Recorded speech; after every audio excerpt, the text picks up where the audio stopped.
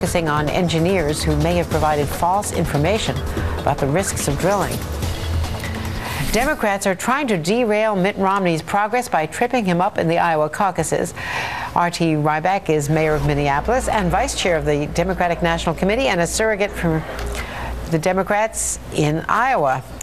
Seeing you in Java Joe's, I wonder what's happening in Minneapolis that you were able to get away for the Iowa caucuses, Mr. Mayor.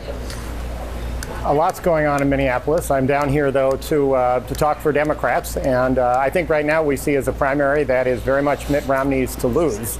He's ahead in the polls. He said today that anything but a first-place finish would be a loss, and after spending 5 years and many, many millions of dollars here, and still not being able to win the hearts and minds of Iowans, if he can squeak through, that may be a victory. But anything less than that, boy, will certainly say that Mitt Romney can't win the hearts of the Republicans or really America. He has spent so many months, Mitt Romney has, lowering expectations. Now he's clearly all in Iowa. But the fact is that the White House has, and the Obama campaign has, from the beginning, thought that Mitt Romney would be its toughest competitor.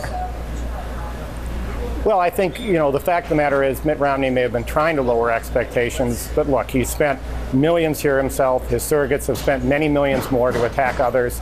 He spent many millions 4 years ago. And the fact of the matter is, he has not been able to connect with voters. And what's significant about not just Mitt Romney, but all of these candidates, is what you haven't heard. All the conversations that you've had, you haven't heard a single word about the fact that these are the people who supported keeping Americans from getting a payroll tax cut at the holidays. These are the political quote-unquote leaders who wanted people to not get a tax cut at the holidays, and more important, who supported tax cuts for the very, very wealthy. That was their only strategy. And I think what's important is that none of them are addressing middle-class issues, and I think that's going to catch up with them here in Iowa.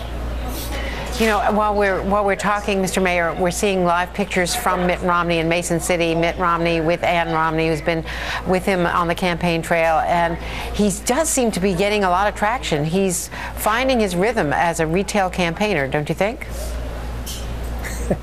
Well, I think if Mitt Romney would have found his rhythm as a retail campaigner, he would have won Iowa 4 years ago. And with all the time he spent here, let's hope that he's got some support. And that's fine. But the fact of the matter is he has had trouble connecting with voters. And that's not just about a style. That's about the fact that in his entire political life, there's only been one thing that Mitt Romney has been consistent on. And that's that he thinks those at the very, very top end should pay less so everyone else pays more. That's the only single thing he's been consistent on. And so rightfully, people are confused. Maybe this week, as he says some very, very conservative, extreme things to Iowans, maybe that'll be enough to get him to squeak through this caucus, and he'll go up to New Hampshire and say something different. And maybe that'll be enough to maybe come through a caucus or a primary. But the fact of the matter is, America can't figure out what Mitt Romney is, and a president has to make decisions and stick with them.